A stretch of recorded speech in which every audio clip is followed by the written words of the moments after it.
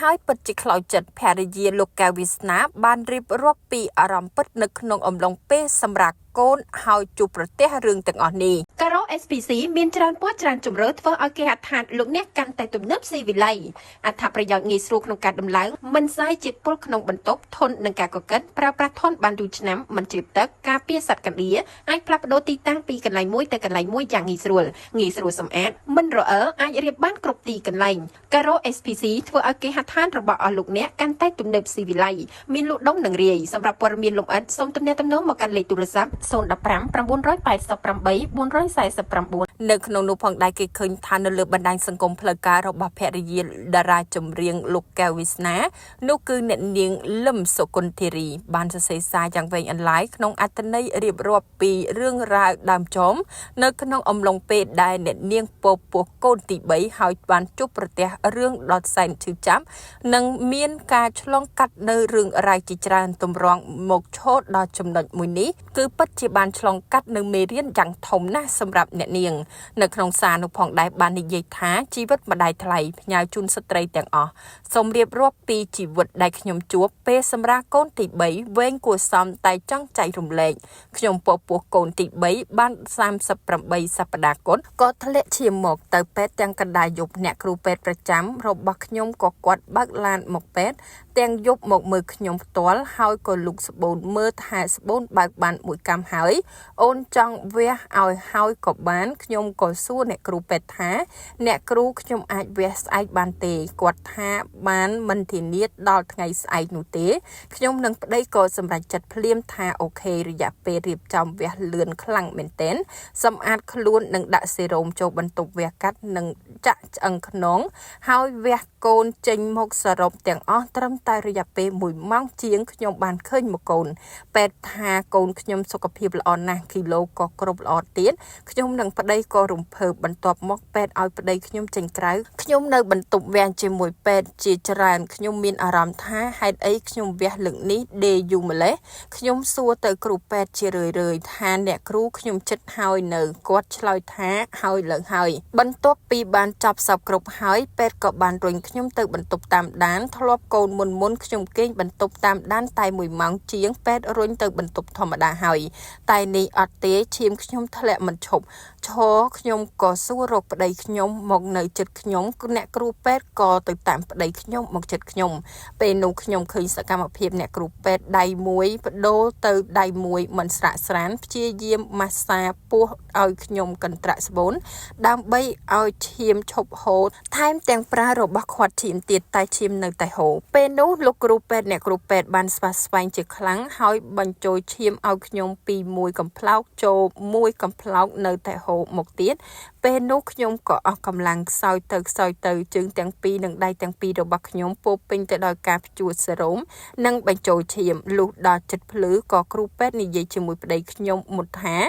មានដំណោះស្រាយ3ដែលត្រូវជួយខ្ញុំទី1គាត់ធ្វើឲ្យអស់មួយយប់ទល់ភ្លឺឈាមនៅតែហូរអញ្ចឹងទី2ស្កេនមើលត្រូវបាញ់ទប់ឈាមកន្លែងណាទី3បើទី2មិនបានសម្រេចពេទ្យថាមានតែបើកធ្នេវិញវះកាត់ស្បូនចោលប្តីខ្ញុំថាអ្នកគ្រូធ្វើមិនក៏បានអស់ម៉ានក៏បានឲ្យតែប្រពន្ធខ្ញុំមានសុវត្ថិភាពពេលនោះខ្ញុំនិយាយខ្សៅទៅកាន់ប្តីខ្ញុំថាបងកូនយើងនៅតូចណាស់ខ្ញុំមិនចង់មានបញ្ហាអ្វីទេប្តីក៏តបមកវិញថាមិនអីទេអូនបន្ទាប់មកពេទ្យប្រាប់ថាមានតែរុញខ្ញុំចូលស្កេនថាមូលហេតុអ្វីបានខ្ញុំហូរឈាមមិនបាត់ហើយហូរពីកន្លែងណាដល់ស្កេនហើយក៏ឃើញថាខ្ញុំដាច់សរសៃឈាមស្បូនមួយកន្លែងហើយពេទ្យមកនិយាយប្រាប់ប្តីខ្ញុំថាការបាញ់ទប់នឹងអស់ខ្ទង់ប្រហែលពី$10,000ក្រាស់ទៅ$20,000ជាងប្តីខ្ញុំឆ្លើយវិញភ្លាមថាលុយមិនសំខាន់ធ្វើម៉េចឲ្យជួយប្រពន្ធខ្ញុំបានក្នុងដំណាក់កាលទី2នឹងទៅហើយក៏គេឲ្យកក់លុយ$10,000ភ្លាមបន្ទាប់មកគេរុញខ្ញុំចូលបន្ទប់វះ កាត់ម្ដងទៀតដើម្បីធ្វើការបាញ់ទប់ឈាម3ម៉ោងក្រោយមកការបាញ់ទប់ឈាមខ្ញុំក៏បានសម្រេចហើយរុញខ្ញុំទៅបន្ទប់ ICU ដើម្បីតាមដានបន្តពេលនោះខ្ញុំអន់ណាស់ទោះដៃជើងខ្ញុំទាំងសងខាងពោពេញទៅដោយការបញ្ចូលឈាមក៏ខ្ញុំមិនខ្លាចដែរបន្ទាប់ពីនៅបន្ទប់ ICU បាន2ថ្ងៃខ្ញុំក៏សុំពេទ្យទៅសម្រាប់បន្ទប់ធម្មតាវិញហើយដុកទ័រនៅទីនោះក៏បានយកចិត្តទុកដាក់មកលើខ្ញុំគ្រប់ផ្នែកចិញ្ចូលមួយថ្ងៃជិត10នាក់ផ្នែកខុសៗគ្នាតែមិនចិញ្ចូល free ទេណាដុកទ័រមួយអ្នកចូលមើលខ្ញុំម្ដងទោះ2នាទីក៏គិត$100ដែរចូលប៉ុន្មានដងគុណទៅតាមនឹងហើយនៅក្នុងបន្ទប់ ICU នឹង2យប់3ថ្ងៃ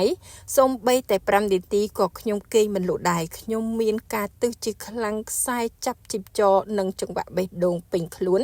ដៃជើងទាំង4ពោពេញទៅដោយការបញ្ចូលសេរ៉ូមឈាម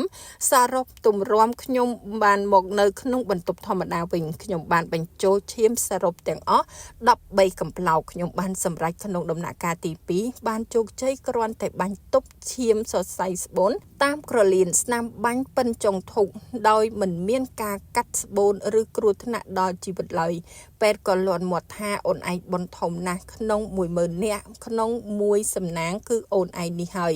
តែនេះសំណាងហើយពេទ្យគេលំដាប់ដែលមានឈាមសាគួរ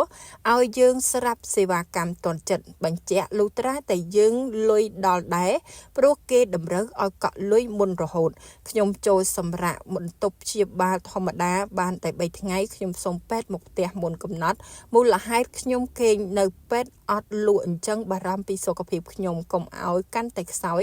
ពេទ្យសូមពិនិត្យខ្ញុំឡើងវិញឃើញល្អក៏អនុញ្ញាតឲ្យមកផ្ទះហើយមានដុកទ័រប្រុសម្នាក់គាត់បាននិយាយប្រាប់ខ្ញុំថាបើហែងចូលខុសពីពេទ្យនេះពេទ្យផ្សេងអាចអត់មានបច្ចេកទេសបាញ់ដឹងតែគេកាត់ស្បូនហែងហើយនឹងគ្រោះថ្នាក់បែបនេះទៀតក៏មិនដឹង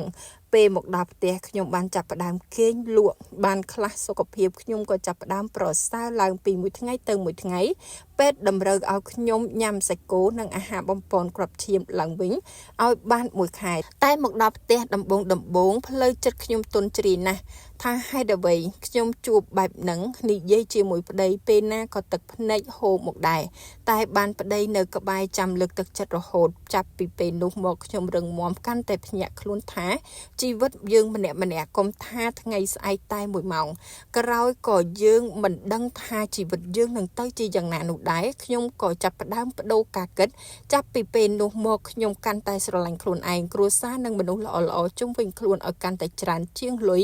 ដេកលើក្រែពេទ្យទើបដឹងថាលុយទ្រព្យសម្បត្តិអំណាចសម្ភារៈនិយមគឺជារបស់ក្រៅខ្លួនព្រោះពេលដែលយើងស្លាប់នៅតែខ្លួនទៅទេ